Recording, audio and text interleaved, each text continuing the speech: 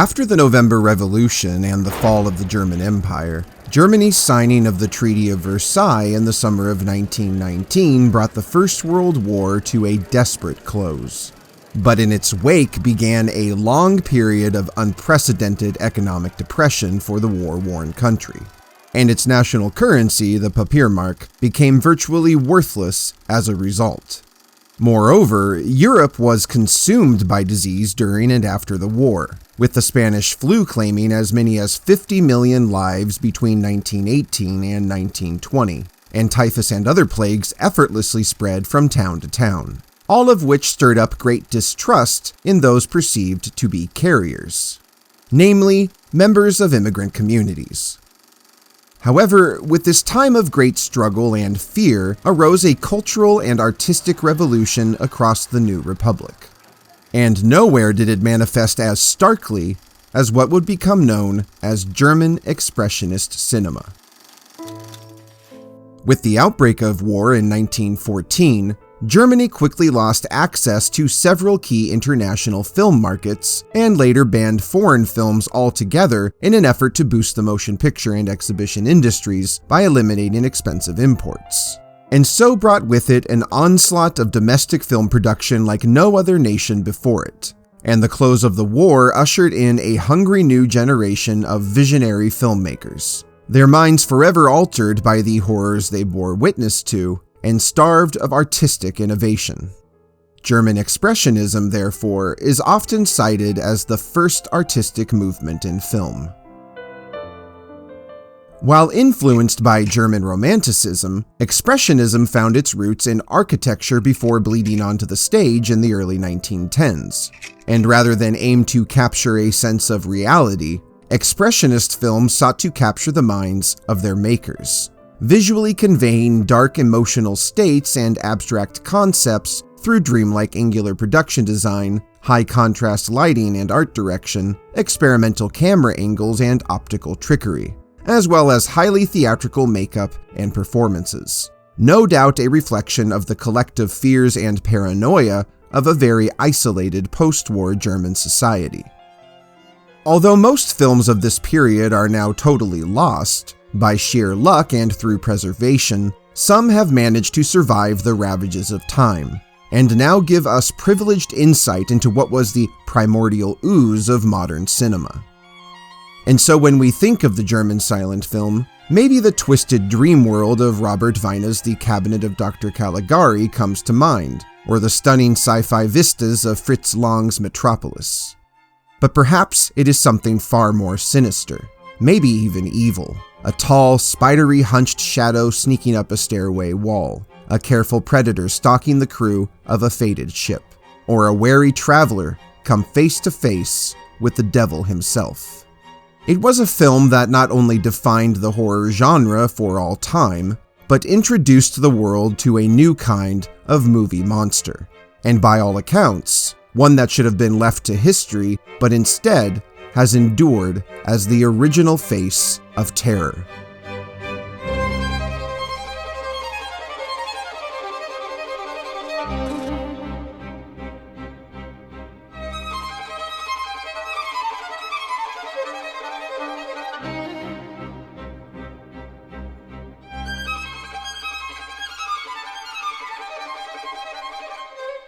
The rise of esotericism in Germany began in the 1880s with the then newly founded religion of Theosophy, which was based in Hindu belief systems, and swiftly spread from the United States to Europe. With it came the resurrection of astrology and other archaic beliefs, and by the turn of the century, an entire occultist subculture had fully taken root in Germany, which ultimately housed several secret societies. In 1921, occultists and aspiring film producers Albin Grau and Enrico Diekmann founded the silent-era studio Prana Film, named after a contemporary theosophical journal that borrowed its name from the Hindu term which describes prana as that which permeates through all of reality. The studio was specifically formed to produce films that explored supernatural and hermetic themes, and initially announced an ambitious 9 projects to kickstart the company, with dramatic titles like Dreams of Hell and The Devil of the Swamp making the slate, all intended to be low-budget crowd pleasers for the German masses. But most intriguingly, their lineup also included an intended adaptation of Bram Stoker's seminal 1897 vampire novel, Dracula.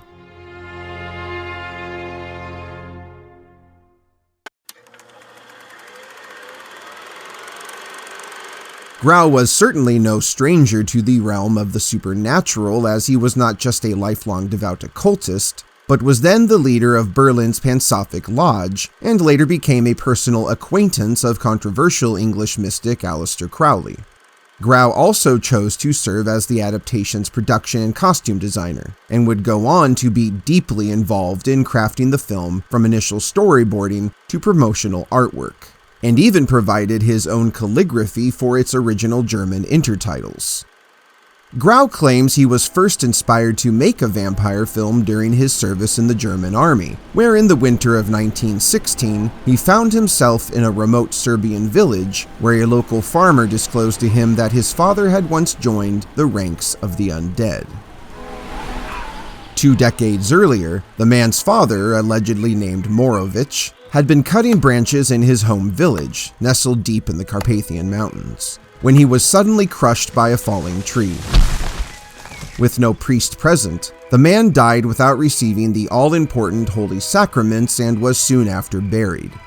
Within a month after his tragic passing, however, several villagers suddenly died in what was first suspected to be an outbreak of the plague, but rumored sightings of none other than the deceased Morovich began to flood in, with whispers of the corpse roaming the village at night leading to an organized hunt for the suspected blood-sucking phantom, resulting in the exhumation of his coffin, which, to their shock, was empty.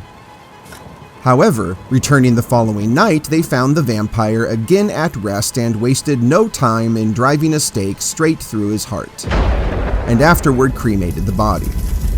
While Grau touted this tale as part of the film's promotional campaign, its authenticity has long come into question. Contrary to popular belief, however, Nosferatu was technically not the first adaptation of Dracula to the silver screen, as the Hungarian film Dracula Halala, or Dracula's Death, had been produced in 1921, just a few months ahead of Nosferatu's production. Directed by Austrian-Hungarian filmmaker Károly Lotoi, this now-lost film was a loose translation at best and downplayed most of the novel's overtly supernatural elements.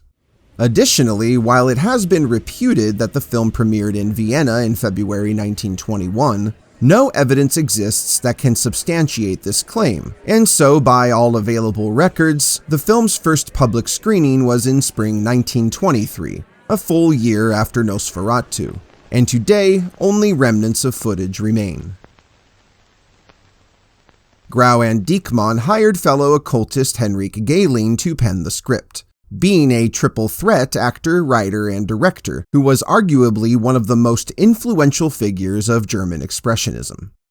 Galeen, unsurprisingly, had a knack for the supernatural, being a devotee of the German horror writer and philosopher Hans Heinz Evers, and had already garnered acclaim for the 1920 silent horror hit The Golem, which was based on the story of the same name by Gustav Meyrink, which also acted as a major source of inspiration for Albin Grau. Unfortunately, there was one little hang-up that would fundamentally change the very nature of the film. Prana had failed to secure the rights to the novel from the late author's estate, but nonetheless, willfully and some might say recklessly, chose to proceed with the project, despite having no legal basis to do so. Many have sought to justify Grau's decision, from cost-saving measures, Prana being a new studio with extremely limited funding, to a simple misunderstanding of the then newly enacted international copyright laws. After all, the newborn studio functioned more as an artistic endeavor than a sound business venture. But no matter their reasoning, this fateful decision would infamously alter the course of film history.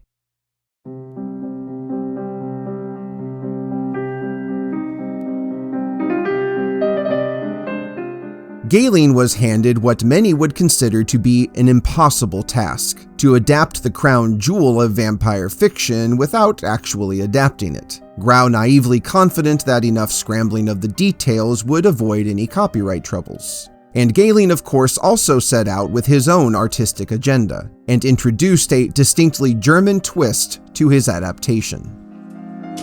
As a screenwriter, Galen purposely wrote in a poetic rhythm and was extremely precise in his descriptions and direction. The script even fitted with detailed instructions for camera placement and other cinematographic elements. As an adaptation of the then 24-year-old novel, Galen considerably altered the characters and events in order to both make them more relevant to German audiences and, again, to avoid copyright infringement. And perhaps most prominently, dramatically changed the story's setting from 1897 England to 1838 Germany, partially taking place in the fictional harbor town of Visborg, which stands in for Dracula's London.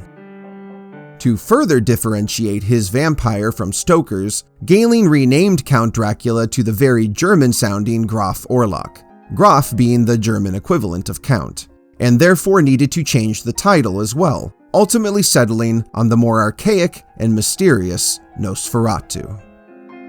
The word itself, however, was not Galen's discovery, as it does appear in Stoker's novel, the author having credited the 19th century Scottish writer Emily Gerard as his source. The word first appearing in print inside her 1885 article Transylvanian Superstitions, and again in her Transylvanian travelogue, The Land Beyond the Forest. Although now almost exclusively associated with the film, the term Nosferatu is most often believed to be derived from the Old Romanian word Nesuferit, or Nekaratu, which loosely translates as the insufferable or unclean one, which implied an impure or demonic spirit and therefore was often associated with the undead. Others, however, assert it stems from the Greek word nosophoros, which means plague carrier or a diseased person. Nonetheless, it is an endurably unsettling word that still sparks fear in the minds of the masses. To further tie Orlok directly to the occult, Galen gave the character an unspoken origin, describing him as an alchemist who was turned into a vampire by the archdemon Belial, who is mostly associated with the spread of disease. This is evidenced in Orlok's written correspondence with his insect-chomping slave, Granach, his letters clearly written in the Enochian alchemical language, symbols which trace back to 16th century occultism, where they were used as a means of discreet communication between followers.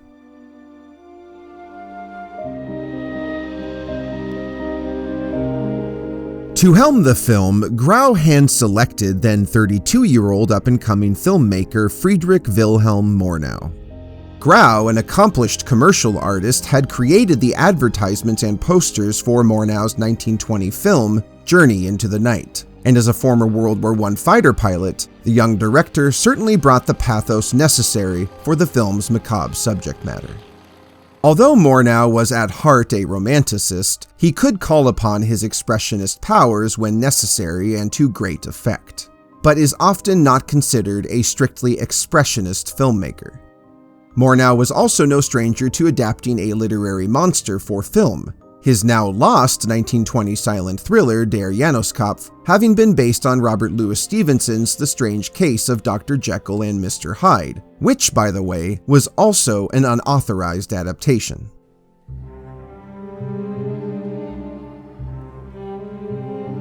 German expressionist movie star Conrad Veidt was Prana's first choice to play the spindly Graf Orlok, spurred by the fact that Murnau had already worked with the actor on 3 previous films, in addition to the pair having co-established a film studio after the war. For reasons unknown, however, Veidt was unavailable, and thus began an extensive hunt for their vampire antagonist, a search that eventually led to the casting of a then totally obscure 41-year-old German actor named Max Schreck, whose surname, which he was indeed handed at birth, famously means fright.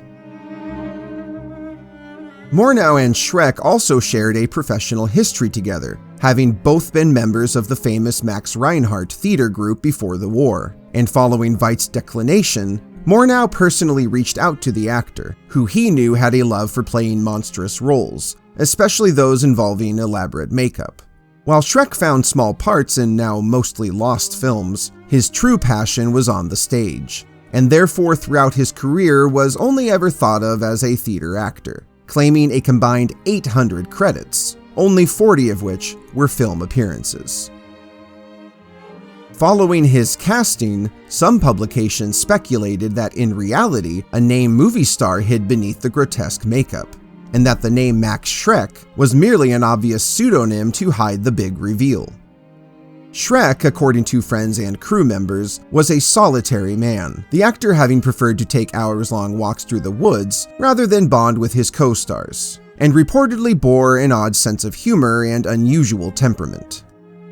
Unlike later incarnations of Dracula, Schreck played Orlok as a notably sexless character devoid of charm, and ceased to convey any human-like emotions, his unnatural gait and folded arms seeming more insect than man. Schreck also made a point to blink as little as possible, and in fact, can only be seen blinking once in his roughly 9 minutes of screen time. Because of this, Orlok's obsession with the film's Mina Harker, Ellen, is much more akin to that of a wolf to a lamb than anything truly lustful. On the other hand, his climactic attack on Ellen can easily be interpreted as a sexual act. Grau and Murnau also aimed to physically set their vampire apart from Stoker's gentlemanly count, and Orlok's verminous pointed incisors, bald head, and hunched slight appearance was the brainchild of Grau himself, although early concept art portrayed the vampire as a much more amorphous figure. Combined with his 6'3" frame, Nosferatu made the hideous vision of Graf Orlok one of the most influential and iconic monster makeups in cinema history.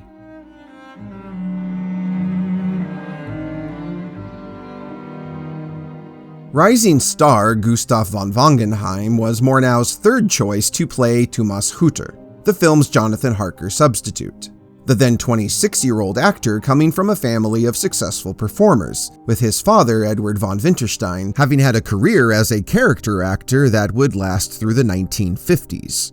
Wongenheim plays Hutter as almost childlike in his hubris and naivete, but of course gets his comeuppance at the claws of Nosferatu, the character essentially emasculated by the final scene of the film where the monster at last claims its bride, something much stronger than himself having both outwitted him and stolen the love of his life.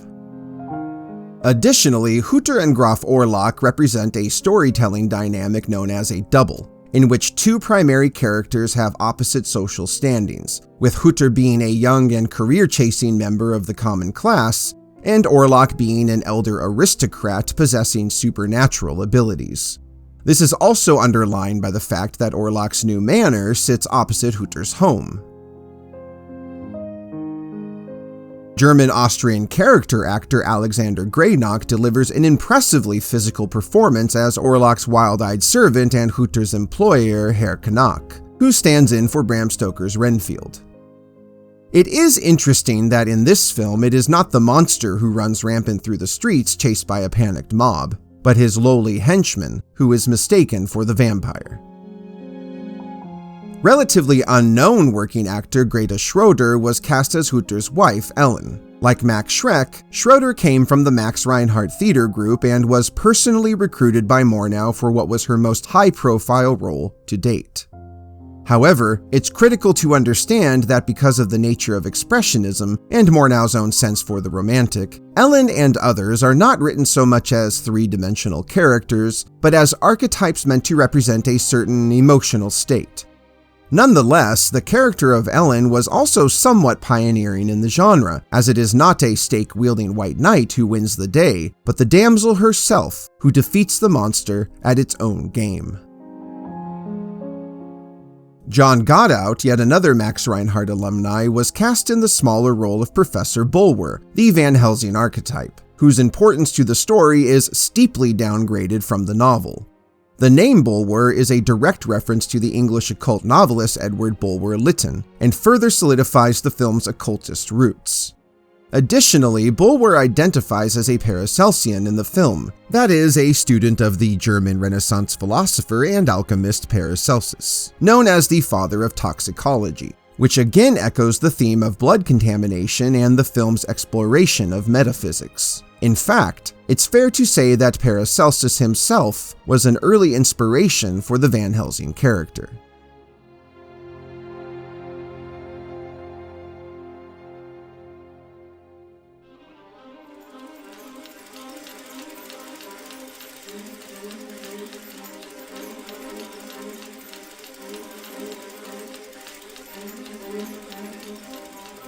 Principal photography commenced in July 1921 and finished 3 months later in October. The late summer shoot planned specifically to accommodate its many stage actors who traditionally took summers off. The famous establishing shot of the northeastern port city of Wismar, Dublin for Visborg, was captured atop the tower of St. Mary's Church overlooking the marketplace. And the charming Baltic village is the perfect contrast to the twisted and ancient world of the vampire. Extensive filming also took place in nearby Lübeck, where the historic Salzspeicher, a former salt warehouse, provided its ruinous bricks and ghostly windows to create the perfect palette of creepiness needed for Orlok's new lair.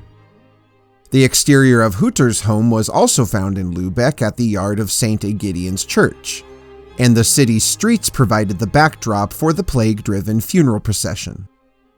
Shooting continued in Zult, Lauenburg, and Holstock in addition to filming in Tegel Forest.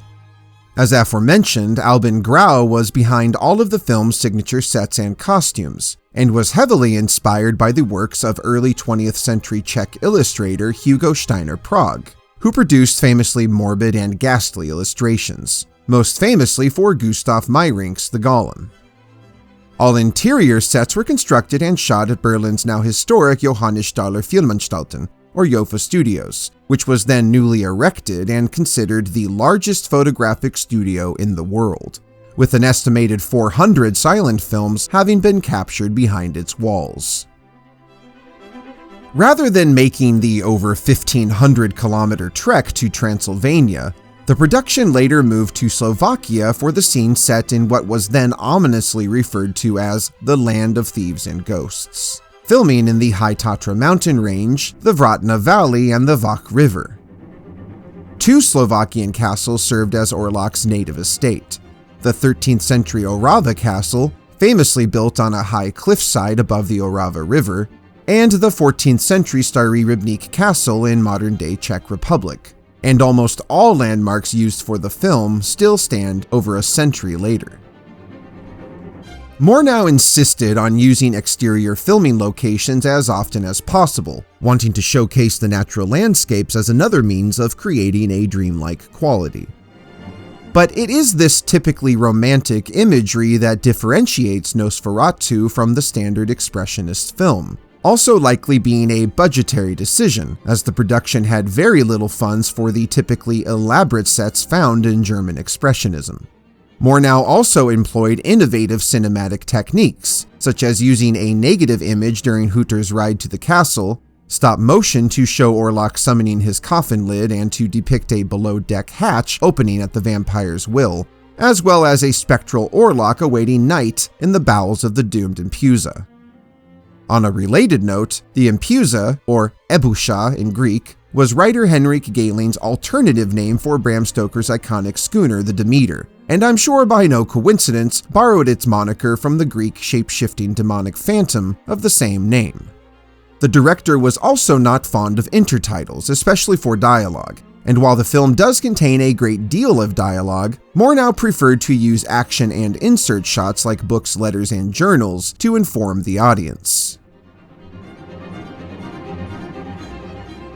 Fritz Arno Wagner was already one of the most revered and influential cinematographers of German cinema when he was called upon to film Nosferatu. Although it was best practice for filmmakers of the era to use 2 cameras in order to have an A and B negative of their film, for budgetary purposes, Wagner was given just 1 camera, the French-built Debris Le Parvo, a hand-cranked 35mm motion picture camera that included a tachometer to aid the operator in cranking at a steady speed. However, this choice meant that Grau and Murnau were left with just 1 very precious negative of the film.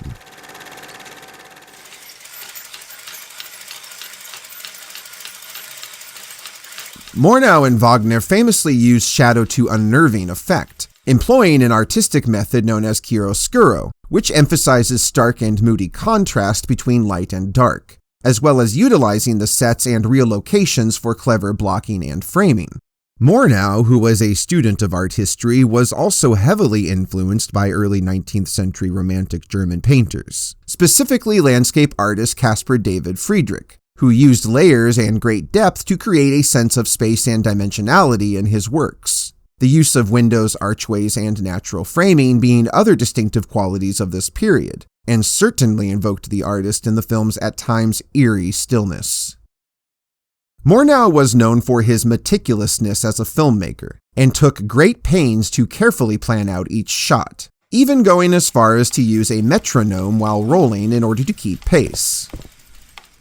The director also ended up rewriting a dozen pages of the shooting script, including the film's climactic scene, depicting Ellen's death and Orlok's iconic sunrise demise, which importantly marks the very first instance of a vampire dying by sunlight alone, not only on film but in all of vampire lore, as previous undead fiction had only indicated that sunlight was draining or bothersome, but not deadly, all because Murnau simply wanted to avoid depicting a grisly death involving stakes and blood.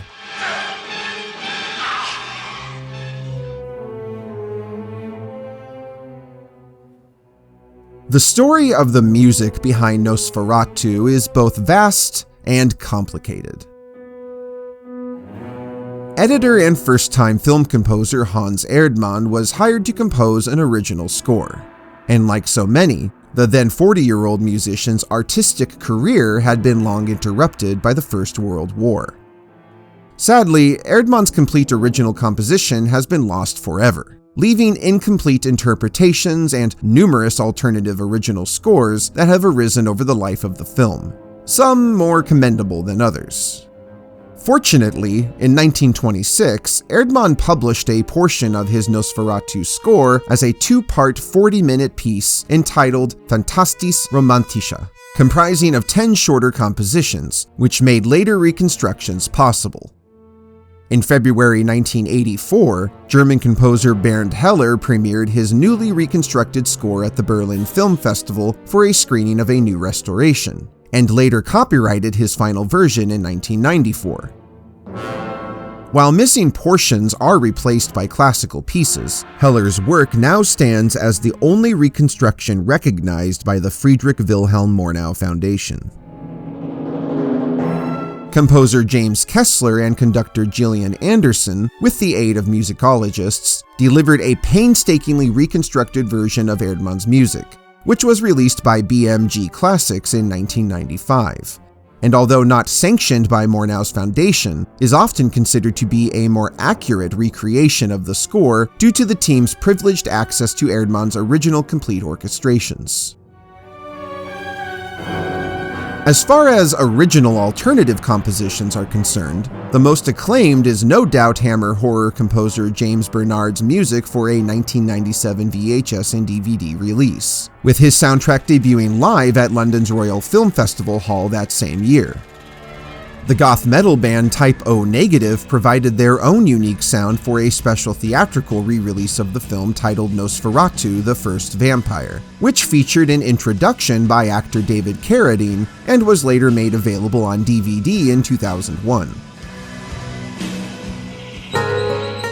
In 2022, Dutch minimalist composer Josef van Vissem composed another original score, which he described as, quote, going from silence to noise over the course of 90 minutes. And as recent as October 2024, a US limited re-release featured a soundtrack from the English rock band Radiohead, taken directly from their hit albums Amnesiac and Kid A.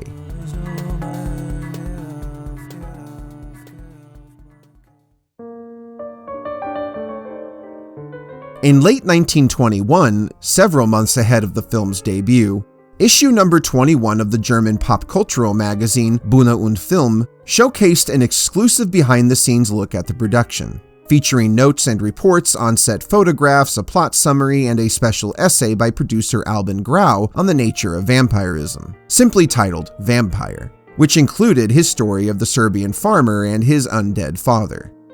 Other promotional articles described the film as having been made for intellectuals and made it clear that Prana wanted it to be seen as a serious work of cinema. As discussed, Grau's producing duties stretched far beyond what one would expect, and the multi-talented filmmaker created all poster art and promotional imagery by hand, primarily using watercolor and charcoal to create some of the most striking film artwork of all time. In the early 1920s, Berlin was considered Europe's film capital, and therefore Grau focused his advertising efforts on the city, reportedly adorning its buildings with so many posters that one journalist claimed a person could go mad just walking down the streets. Few advertisements, however, featured the film's subheading, Eine Symphonie des Grauens, or A Symphony of Horror, which was the idea of F.W. Murnau himself, who wanted to emphasize the artistic and symphonic nature of the film.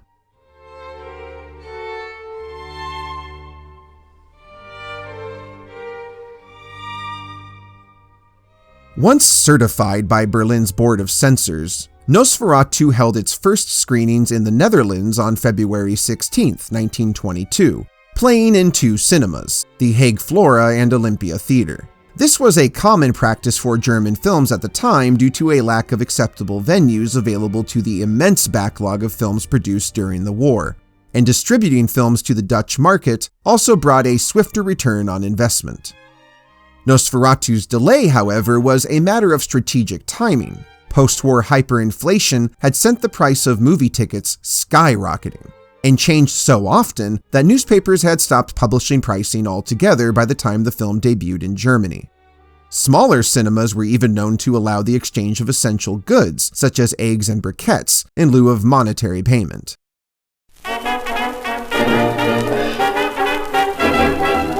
It held its world premiere in Berlin 3 months later on March 4th, hosted in the famous marble ballroom of the historic Berlin Zoological Garden. Despite the collapsed state of the nation's economy, this extravagantly indulgent gala was attended by a host of eager distributors and filmmakers, including a young Ernst Lubitsch. The splashy event was dubbed Das Fest des Nosferatu and asked its guests to masquerade in full Biedermeier-era dress. That is the period in which the film is set, and was preceded by a musical stage show that featured a prologue spoken by star Max Schreck. Composer Hans Erdmann himself was present to perform the score live, conducting the Otto Kernbach Orchestra, likely making this the one and only time the composer conducted the music before an audience. The event kicked off at 8 p.m. and reportedly lasted into the early hours of the morning, and it has been purported that the cost of the premiere and promotional campaign far exceeded the production budget of the film itself, and as I'll soon cover, was a major contributing factor to Prana's downfall. The film made its public debut in Zehlendorf's own Primus Palast Theater on March 15, 1922. In its original intended form, the film was not shown in black and white, but was in fact color-tinted, a now-lost art form that was done to evoke mood and to define lighting for a given scene, such as blue for night, yellow for daylight or room light, and so on. This process was done by hand by either printing the film on tinted film stock or dyeing it in a special solution and hanging it to dry.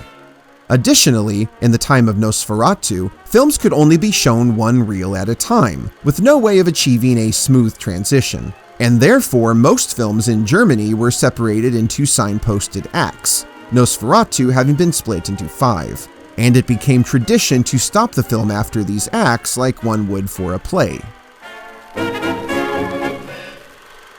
Nosferatu's rollout was reported on so closely by the German press that its marketing campaign generated more headlines than the film itself, And although it received mostly favorable feedback from critics, some contemporary naysayers felt the film was a little too clean and proficient to be suitable for the horror genre, with some feeling that Graf Orlok was overlit and therefore less frightening.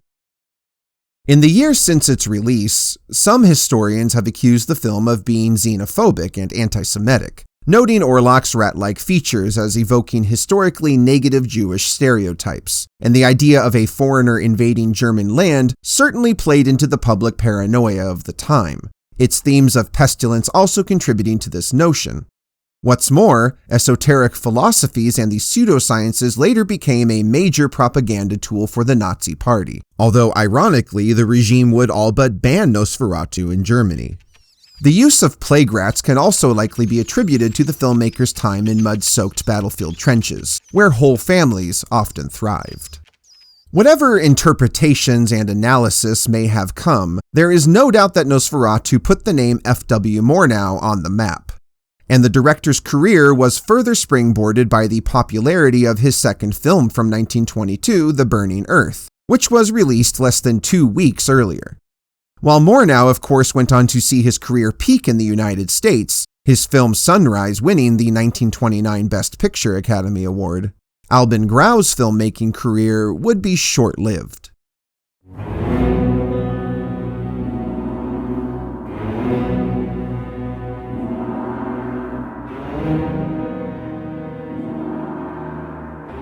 The film was so heavily promoted that it seems not even Bram Stoker's widow and literary executor Florence Stoker could escape it. Initially clueless to its production, upon its premiere, Stoker received an anonymous package containing promotional artwork for the film, which proudly stated, "freely adapted from Bram Stoker's Dracula." And it was at that moment that Prana Film earned her wrath. Incensed by the audacious oversight, Stoker became hell-bent on getting her due and sued Prana for what she saw as blatant copyright infringement. And so just as word of mouth had begun to spread, the film was mercilessly pulled from screens across the globe. Stoker's primary motive, of course, was financial, the royalties from her late husband's book being her only source of income in her later years, despite having once been considered a British belle and having courted some of the 19th century's most influential figures. Backed by the British Incorporated Society of Authors, which she joined shortly after beginning her legal crusade, the court battle raged on for over 3 years, Stoker relentless in her pursuit of justice and Prana all along fighting her advances with multiple appeals. However, in July 1925, a judge convinced the widow to agree to a settlement of £5,000. Unfortunately, Prana's woes didn't end here, as the upstart company had been buried alive in legal fees and the mountains of debt accumulated producing and lavishly promoting the film. That and its failure to secure wide distribution in Europe and the US, and therefore had no means of paying the settlement. Unfit to borrow and left with no legal recourse, Albin Grau and partners chose to file for bankruptcy. And soon after, Prana Film was no more, making Nosferatu their one and only production. Grau was so humiliated by the experience that he quickly sold his rights to Deutsche Filmproduktion to further obscure his association. But the film was re-edited by the company without his consent, and as I'll soon discuss, this began a storied history of unauthorized alternative cuts. Nevertheless, Stoker was unwilling to give any amount of leniency, and so the heiress and her legal team next went after the film itself, and took immediate ownership of the copyright via a court order, after which it was decreed that all copies be destroyed, with all distributed prints ordered to be returned for said destruction. Stoker wanted the film erased from existence. But, as fate would have it, this thankfully did not spell the end for Nosferatu. Against all odds, several incomplete prints had miraculously survived this disaster, most being reels that had already been shipped for international distribution. and following its attempted erasure, Nosferatu went on to see numerous unauthorized and often incomplete versions shown in Germany and the world over, usually in private showrooms and not for public exhibition, making the film one of the earliest known examples of cult cinema. It premiered in the US in spring 1929 as Nosferatu the Vampire, running for just 3 weeks. And in a final blow to Florence Stoker, in 1928, not long after winning her lawsuit against Prana, she received a personal invitation from the London Film Society to attend a private screening of none other than, quote, F.W. Murnau's Dracula. And the widow again went after its possessors and again successfully had the print destroyed in 1929. She would spend the rest of her life battling Nosferatu. A rarely seen sound version was distributed under the title The 12th Hour, A Night of Horror, first appearing in Vienna in May 1930, featuring an all-new soundtrack, an alternative ending, and once again renaming our main players. Graf Orlok was changed to Prince Volkov, Hutter to Kondberg, Allen to Margita, and Granach became Karsten. Furthermore, this recreation included scenes cut from the original film, as well as totally new footage shot by cameraman Günter Krampf and directed by Weidemar Roger, with Murnau's name removed from the credits entirely. In 1947, an incomplete version from New York's Museum of Modern Art began exhibition. While this print offered English intertitles for the first time, it was notably absent of any music and again changed the names of each of the characters, this time giving them the names of their Dracula counterparts. For the majority of its afterlife, therefore, Nosferatu was only available as a low-quality black and white public domain version taken from this mostly complete print. Although at its premiere, the film was projected at 18 frames per second and ran a total of 95 minutes, the footage in this print is sped up to 24 frames per second and runs a mere 63 minutes. Of course, it wasn't only frame rate that made certain prints shorter than its original authorized form, with censorship, unofficial edits, and of course wear and tear having led to a loss of footage, making a hypothetical preserved, complete, and untouched original German print the holy grail of silent cinema. Because no one took ownership of the copyright, it was somewhat mistakenly assumed to be in the public domain worldwide, although in the United States it was officially public domain until 1995, and as a result, Nosferatu became the most bootlegged and restored silent film in history. The vast majority of these Frankenstein prints were done with little to no funding, and therefore were limited in scope. But since then, several major professional reconstructions have taken place, and Nosferatu certainly would not be available in its complete state today if it wasn't for the late German film historian Enno Patalis. In 1981, as head of the Munich Film Archive, Patalis partnered with the Cineteca di Bologna to supervise the film's first expert restoration, utilizing several sources from various European archives, although the final result was still in black and white and contained pockets of missing footage. But this was by no means Patalis' last go at bringing Nosferatu back from the dead, and 1984 and 1987 saw 2 more restorations under his watch, with the latter not only accurately tinting the images, but for the first time in over 60 years, also included the previously lost footage, which at last restored the film to its full length, save for a few missing frames. Not one to let sleeping dogs lie, just 8 years later, Patalis tackled an entirely new restoration of the film in 1995, sourcing from a then newly uncovered original French print. In 2005, an all-new digital restoration was commissioned by the Friedrich Wilhelm Murnau Foundation and was supervised by Spanish filmmaker Luciano Barriatua. Completed in 2006, Barriatua's restoration was based on a 1922 French tinted nitrate print on loan from the Cinémathèque Française, as well as a 1939 safety print, which itself was derived from a 1920s Czech export print, and finally completed utilizing shots from a 1930 nitrate version of The 12th Hour.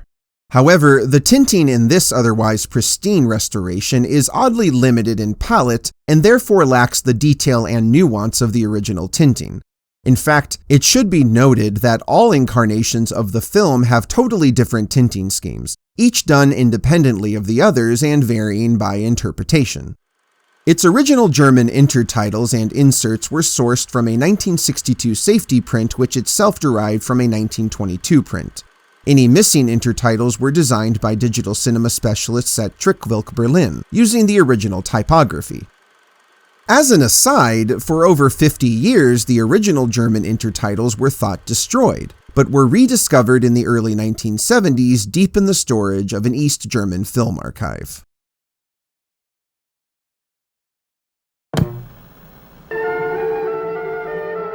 In June 1965, German distributor Atlas International acquired the distribution rights to the 1947 print and soon after broadcast the film on German television for the first time anywhere, again running just over an hour in length, and showcased an all-new Gothic synth score from film and TV composer Peter Sherman, and is perhaps the most widely heard soundtrack for the film. Following multiple other international television airings, Nosferatu saw perhaps more home entertainment incarnations across the globe than any other film of its era, and what follows are some of the more noteworthy releases. 1981 brought the film's very first home video edition in the form of a German VHS tape, again from Atlas International, still only offering the condensed and incomplete TV version. And while it was the most widely available iteration of the film for more than 2 decades, it has long been out of print, and Atlas continued to release 35mm and 16mm copies of varying quality. In 1991, US Republic Pictures released the film's first restored edition on the home video market as both a VHS and Laserdisc, also making its debut on the latter format. The new restoration was again based on the 1947 public domain print, overseen by restorationist David Shepard. What's more, for the first time, the Laserdisc offered an audio commentary track from film historian and Dracula scholar Lockie Heiss. This version was later reissued on both formats and a near history-making DVD by Image Entertainment in 1997. Nosferatu being just the second silent film to debut on the format, with Shepard's groundbreaking restoration of 1925's The Phantom of the Opera hitting stores just a week earlier. In 1999, UK home distributor Eureka Entertainment released yet another DVD, but they were unfortunately supplied with the wrong copy and were given a digital transfer from a black and white print suspected to be Patalis' 1987 restoration, and therefore this release received a special edition reissue in 2000. The 2-disc set also offered 2 different versions of the film, one in sepia tone and one in black and white. The raw and incomplete public domain version had its first digital transfer in 2000 with Elite Entertainment's 2-disc DVD set, Masterworks of the German Horror Cinema, and again in 2003 and 4 from Canadian distributor Medici Entertainment, as part of their Hollywood Classics and 4-film Cult Classics collections. None of these early public domain DVDs were tinted, and the film's aspect ratio varied widely, with picture quality being even more unreliable, and to add insult to injury, they were shown at the incorrect frame rate. Again in 2000, the film at last received a respectable treatment from Image Entertainment, who restored it to its intended frame rate and a runtime of 81 minutes, in addition to sporting an all-new 35mm transfer from alternative archival material, which properly tinted the film on home video for the first time. However, its master source was incomplete, and therefore certain elements had to be totally recreated. This release also offered 2 soundtrack options, an original score from composer Timothy Howard, and more modern-sounding electronic music by the Silent Orchestra. In 2002, New York-based home media distributor Kino Lorber released a DVD and VHS with new English intertitles, and offered 2 new soundtracks for the film. The next year, a VHS containing the original German intertitles hit shelves in Germany from Universum Film, and these can also be found on the 2003 Spanish DVD and VHS from Divisa Home Video. In 2007, film preservationists at Omnimago digitized Luciano Berriatua's restoration for the first time, and Kino later debuted the transfer as an Ultimate Edition 2-disc DVD, again offering both English and German intertitles. Universum re-released the transfer as an exclusive steelbook that same year, and Devisa also issued it on DVD in 2008, and then as another steelbook edition in 2012, and twice on Blu-ray in 2013 and 2018. In November 2013, the film saw no less than 2 Blu-ray editions released. A 2-disc slipcase Blu-ray from Kino Lorber again repurposed Berriatua's 2006 restoration, and is significant for its home media premiere of Bernd Heller's reconstruction of Hans Erdmann's original score. Unfortunately, this version does suffer in quality due to the master having been transferred at 24 frames per second as opposed to the appropriate 18, which made the picture unusually jittery. Eureka also issued the film on DVD and Blu-ray in exclusive steelbook packaging that showcased their own 1080p transfer and the original German intertitles.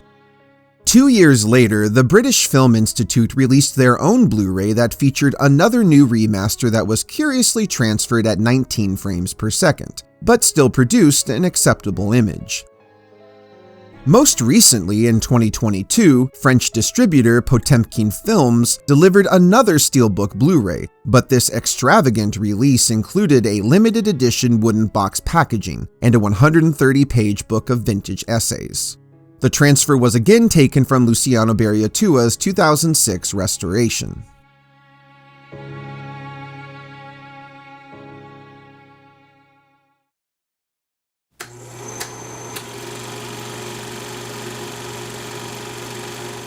In the US, Nosferatu entered the public domain in 2017, and in 2019 worldwide. Of course, it's important to note that this status only applies to versions derived from the 1947 Museum of Modern Art print, and so any other iterations are still very much copyright protected. However, because it was never fully published in the US, some experts question whether it has truly lapsed into public domain. In 2022, Nosferatu celebrated its 100th anniversary. And in that century, it had seen countless references and influence across all media. Nosferatu! More directly, it was remade in 1979 by German auteur filmmaker Werner Herzog, with controversial actor Klaus Kinski as the vampire, although the characters are given their corresponding Dracula names. Herzog has said that he feels Murnau's original was the greatest German film ever made. That same year, Stephen King's best-selling novel, Salem's Lot, was adapted into a popular television miniseries, which featured a master vampire whose horrific makeup was purposefully modeled after Graf Orlok. 2000 saw the release of Shadow of the Vampire, a dark comedy that chronicles the making of the film, but with a fantastical twist. Max Schreck is merely a pseudonym for a real vampire-turned-movie star. John Malkovich and Udo Kier star as F.W. Murnau and Albin Grau, and Willem Dafoe makes an unforgettable transformation as a blood-sucking Max Schreck. In December 2024, director Robert Eggers again set out to redefine Nosferatu for a new generation, with his critically acclaimed remake featuring an especially creepy Bill Skarsgård as Orlok. And I'm sure this will not be the last time the silhouette of the vampire crawls across our screens. To close, I leave you with a quote from one of the greatest film critics of our time, the late Roger Ebert, who in 1997 added Nosferatu to his prestigious The Great Movies list, where he wrote, "The film is in awe of its material. It seems to really believe in vampires. Is Murnau's Nosferatu scary in the modern sense? Not for me.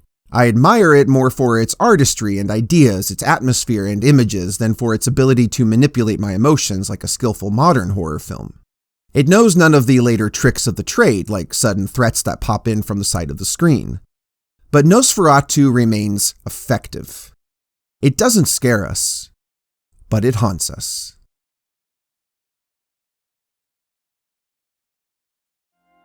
So tell me your thoughts on 1922's Nosferatu, and let me know which spooky silent film you'd like to see me cover next. And as always, everyone, thank you so much for watching. If you like this video, go ahead and click like below and feel free to share. And don't forget to find me on Patreon at /LeightonEversol. And of course, if you want to see more videos just like this one, go ahead and click subscribe.